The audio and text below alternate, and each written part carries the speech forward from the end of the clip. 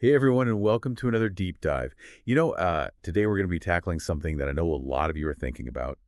It's the 2025 housing market. So whether you are dreaming of buying your first place, or maybe you're considering selling, or even if you're just curious about what the future holds for housing, we've got you covered. Today we're going deep into Realtor.com's 2025 housing forecast report to give you all the knowledge you need to navigate what's to come. Yeah, it's really a fascinating report, and they get into a lot of the details of where they think the market is heading. Okay, so let's jump right into it. Let's start by talking about mortgage rates. Realtor.com predicts that they'll likely stay above 6% throughout 2025, averaging about 6.3%. Now, that's down a bit from where they expect 2024 to end, but it's still higher than a lot of people might be hoping for. Yeah, and I think what's important for people to understand is that this isn't just some, like isolated housing market trend. It's really tied to the bigger economic picture. We've got inflation that's still kind of simmering. The Fed is trying to, tap the brakes a little bit with these interest rate hikes. And the global economic scene as well, there's just a lot of uncertainty. So all of those things kind of come together and they push mortgage rates upward. Okay, so it sounds like anyone who's looking to buy a house in 2025 is going to have to be prepared to face those higher borrowing costs. Exactly. It's really time to adjust expectations and to crunch the numbers very carefully. Now, that being said, the report does say that there could be some volatility in rates. So that means that, there might be some windows of opportunity where rates dip a bit. Oh, that's interesting. So it's not going to be just this like completely static picture. There might be a little bit of wiggle room if buyers are patient and strategic. Exactly. But patience doesn't mean that you should be passive. In a dynamic market like this, you really need to be ready to act quickly when you see a favorable rate. I got it. So be informed, be prepared, and be ready to pounce. Okay, so we've talked about mortgage rates now. Let's talk about the other kind of big factor in all of this, and that's home prices. Now, with those higher interest rates, you might think that prices would start to cool down, but that's not really what Realtor.com is predicting, is it? Not quite. They are actually forecasting that home prices are going to continue to rise. They're projecting another 3.7% increase in 2025. And it really all comes down to that, classic real estate mantra, supply and demand. We're still feeling the effects of years of underbuilding, and this is particularly true in a lot of those really desirable markets. I'm curious, can you give us an example of how that underbuilding is playing out in the real world? Sure. Let's look at a city like Austin, Texas. Austin has seen just explosive population growth over the last decade, but the housing supply simply hasn't kept pace. And that's led to a lot of competition for homes, which has driven prices way up. And we see this pattern repeating itself in a lot of popular cities across the country. So even with higher interest rates, the fact that there just aren't enough homes out there keeps those prices going up. So it sounds like for anyone who's hoping to buy in 2025, and especially those like really hot markets, the key is to be realistic. Absolutely. Be prepared to face a competitive market and don't expect to find those, fire sale prices that some folks might be hoping for. And this ties into something that we were talking about earlier, about being strategic. For buyers, that might mean expanding their search geographically or maybe considering different types of properties or even, getting creative with their financing. Yeah, that makes a lot of sense. Okay, so we've covered mortgage rates and we've talked about home prices. Now let's dig into another really crucial piece of the puzzle here, and that is sales and inventory. What does the report say about that? Well, it kind of paints a mixed picture. They're predicting that existing home sales are going to rise just a little bit to about 4.07 million. And that's, it is a positive sign, but it's still well below historical averages. So that tells us that the market probably won't be super easy for buyers, especially those who are looking for, those really great properties in high demand areas. So you're saying the competition is probably still going to be pretty fierce? I think so. But there is some good news on the horizon. Realtor.com predicts that inventory is going to increase significantly, about 11.7% in 2025. Now, obviously, that doesn't mean there's going to be this sudden, flood of homes available, but it does mean more options for buyers and hopefully less intense bidding wars. That inventory increase is really interesting. Is that mainly being driven by new construction, or are there other factors involved? Well, new construction is a big part of it. The report forecasts that there's going to be a jump to 1.1 million new units starting construction in 2025. But it's not just about the number of new homes. We're also seeing a shift in the types of homes that are being built. There's a greater emphasis on multifamily units like condos and townhouses. Okay, so it's not just about the quantity, it's also about the mix of housing options that will be available. Now, I got to ask, could this shift towards more multifamily construction finally be the key to creating a more balanced market? I mean, it's something that a lot of buyers are hoping for. Yeah, it's definitely a possibility, and it's something that we should definitely keep an eye on. A more balanced market would mean, less of those frantic bidding wars and more reasonable prices, and overall, just a less stressful experience for buyers. All right, so let's break this all down specifically for all those people out there who are planning on buying in 2025. What are the biggest takeaways they should keep in mind as they're navigating this market? Well, I think the most important thing is to go into it with realistic expectations. Those super low interest rates that we saw a few years ago. Yeah, let go of that dream and be prepared financially to be dealing with rates in that 6% range. Also, be ready to move quickly when you find a property that you love. In a competitive market, hesitation can really mean that you miss out. Yeah, I learned that the hard way when I house hunting a couple of years ago. We lost out on a couple of great places simply because we weren't prepared to make an offer fast enough. It was a real crash course in the realities of a hot market. Yeah, it happens to the best of us. And the last thing I'd say is, don't underestimate the power of knowledge. The more you understand about the market, the better equipped you're going to be to make smart decisions. This deep dive is a great place to start, but don't stop here. Really dig in, explore local trends, connect with a good real estate agent who knows what they're doing, and they can help guide you through the process. Great advice. Okay, so we've covered a lot of ground here today. We've looked at all those predictions for mortgage rates, home prices, sales, and inventory, and we've talked about it all from the perspective of a buyer. But what about all the people who are on the other side of the equation? What does this forecast mean for the folks who are thinking of selling in 2025? Well, that's what we're going to tackle next. So far, we've really been focused on, what buyers can expect in 2025. But let's kind of flip the script now and see what things look like from the perspective of a seller. Exactly. I mean, if you are thinking about selling your home in 2025, it's totally natural to be wondering if the market is going to be in your favor. Right. And the report does offer, some really good insights for sellers. And I think it starts with kind of a reality check. While demand is still expected to be pretty strong, especially in certain areas, I think we are moving towards a more balanced market overall. So that means that sellers can't just, assume they're going to get multiple offers that are way over asking price just because they happen to be listing a property. Okay, so no more just like sitting back and waiting for those offers to come pouring in. Yeah, that's right. Sellers are going to have to be more strategic in 2025. And I think that starts with really understanding the ins and outs of their local market. When you say strategic, what exactly do you mean by that? Well, one of the big things that the report highlights is the importance of pricing your house accurately.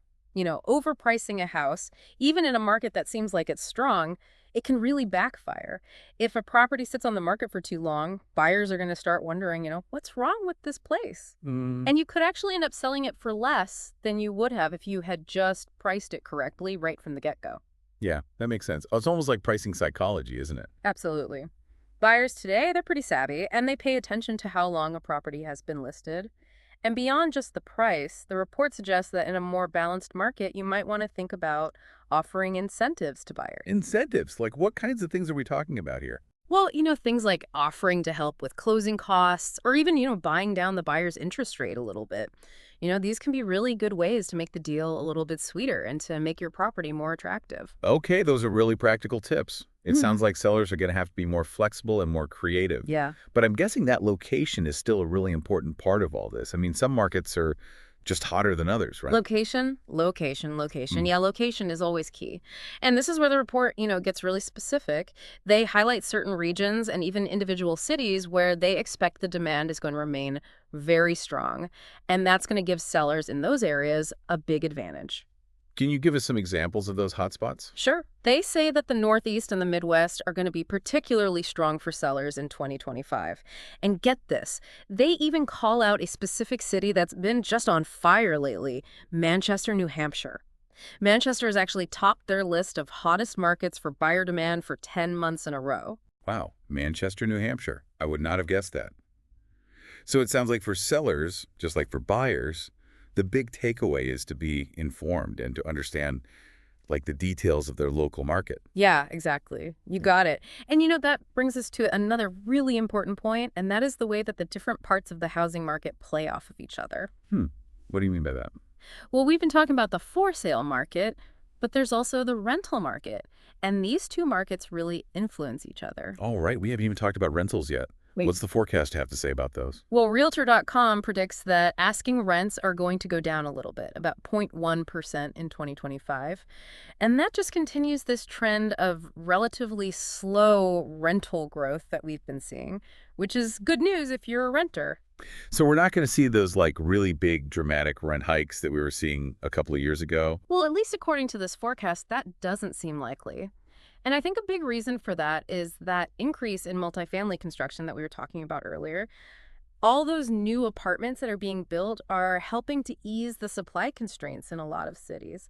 And that takes some of the pressure off of rent prices. Yeah, that makes sense.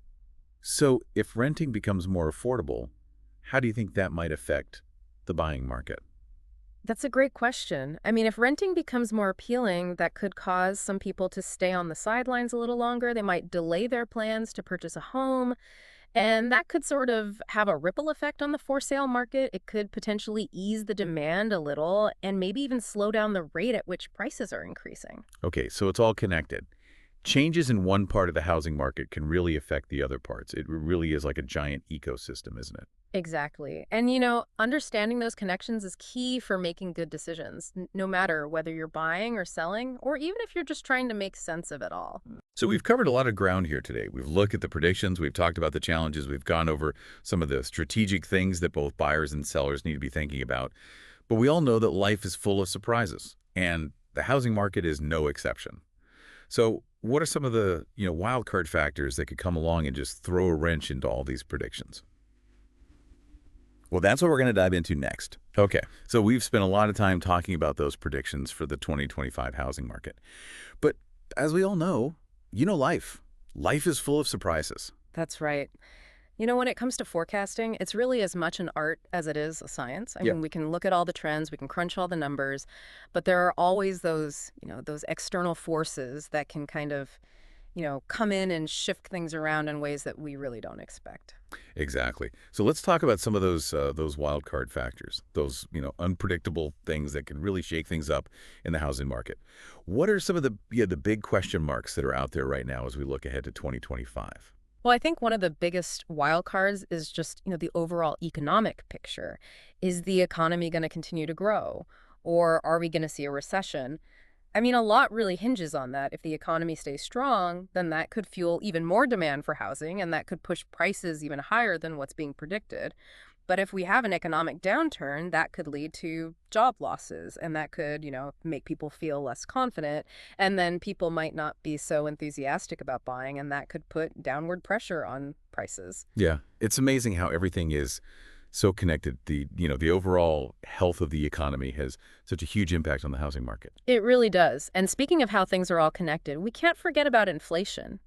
We've seen inflation cool down a little bit recently, but it's still something to be concerned about. If inflation starts to heat up again, the Fed might have to raise interest rates even more. Hmm. And that could make mortgages even more expensive, which would definitely put a damper on the market. Oh, yeah, for sure. It's like this giant domino effect. Yeah. One economic factor can set off this whole chain reaction. So we've got the economy and we've got inflation as major wild cards. Yeah. What else is on the list? Well, another thing to think about is consumer confidence. You know how people are feeling about the economy, about their jobs, their personal finances. All of that plays a role in whether or not they're willing to make a big purchase, like buying a house. Yeah, it's not just about the numbers. It's about how people are feeling about those numbers. I remember back during the pandemic, there was so much uncertainty out there, but the housing market was still like crazy hot. Yeah, that's a really good example of how psychological factors can have a real impact. During the pandemic, there was a lot of, that fear of missing out. People are like, oh, I got to get in now before prices go even higher. But then on the flip side, people can also get afraid of, buying at the top of the market. So even if buying a house might be a really good financial decision for them in the long run, they hesitate. It really is interesting how emotions play such a big role. Mm-hmm. It's not just, this purely rational numbers game. Nope, not at all. And then, of course, you've got those completely unforeseen events that can happen. Things like, geopolitical events or natural disasters, or, maybe there's some unexpected change in government policies. Those things can all have an impact, and you can't really plan for them. Yeah, it's true.